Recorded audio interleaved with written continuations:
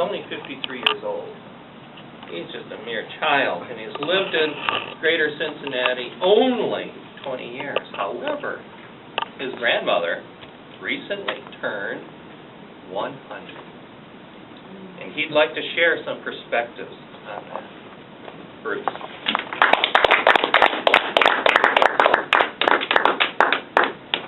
Thank you. Mr. Toastmaster, fellow Toastmasters. A few years ago, before my grandmother did turn 100, I asked her the cliche, what's the secret to living a long life?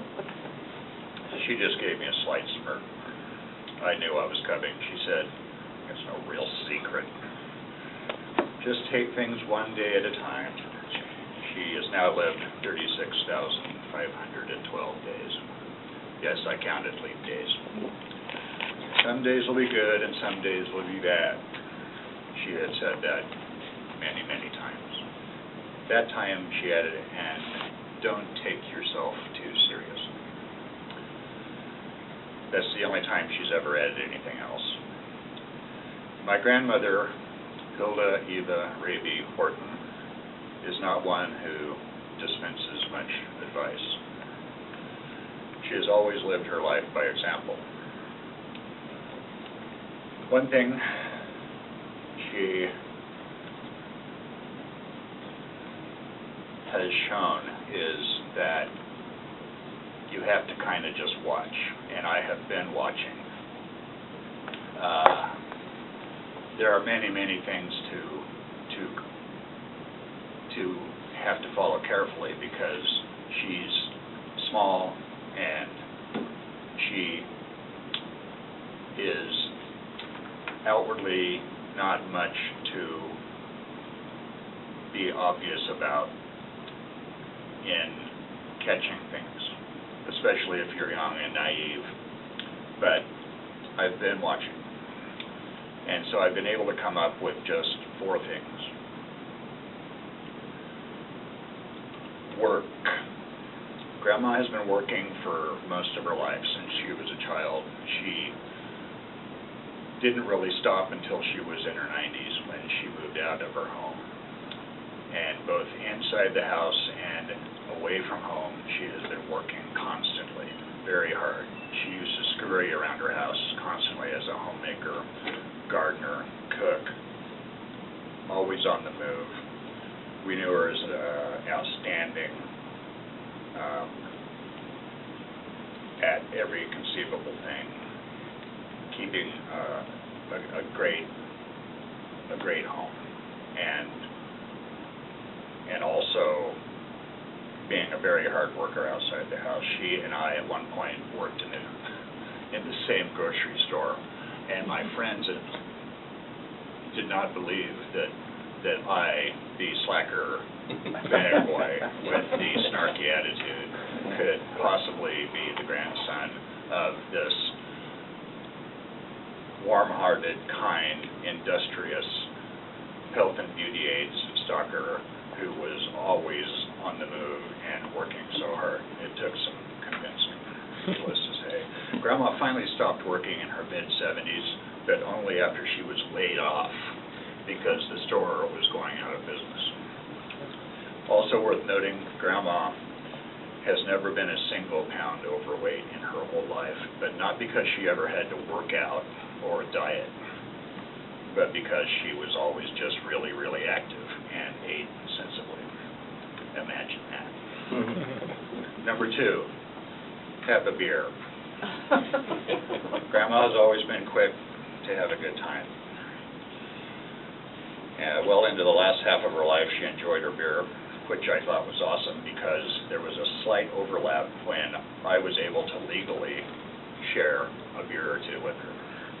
I thought that was really cool. And for her whole life, she made a point of doing the things that she enjoyed doing: needlework, playing cards, fishing, camping, boating, traveling all over the American West with Grandpa. One thing I always really admired about Grandma was her ability to not only be excellent at fishing, but also at being able to clean a fish in just a few seconds and then flap it right onto the campfire and have it for dinner. And I asked her about this not too long ago, and she said, you really don't deserve to have your fish if you can't clean it. But she also has thrown herself into all manner of interests. Masterful knitting, needlework, reading, music, playing cards, collecting pewter, lead crystal, courier knives, china, really just anything that pleases her. She has a little sign wherever she has lived that says, this is my house and I'll do as darn please. Love, laugh, and grace.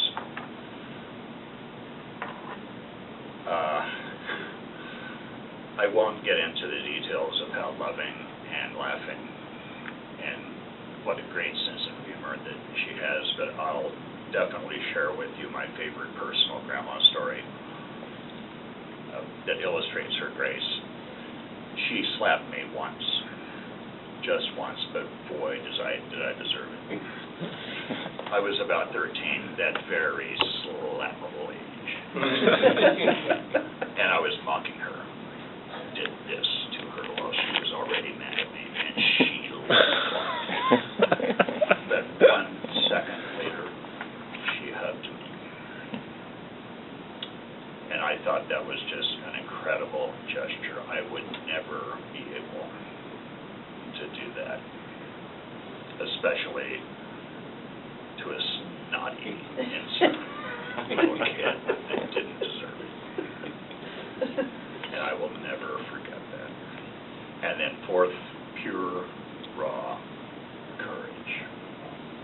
This is Grandma's biggest secret weapon, because most people would never suspect that such a tiny woman, such a quiet woman, would be capable of it. But the best example that I can give probably is when 15 years ago we lost my mother to cancer, her daughter.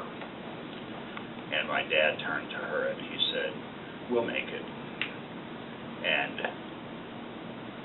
with a look on her face that seemed to say, to indicate that he had just said the silliest thing, she looked up at him and said, of course we will. We have to.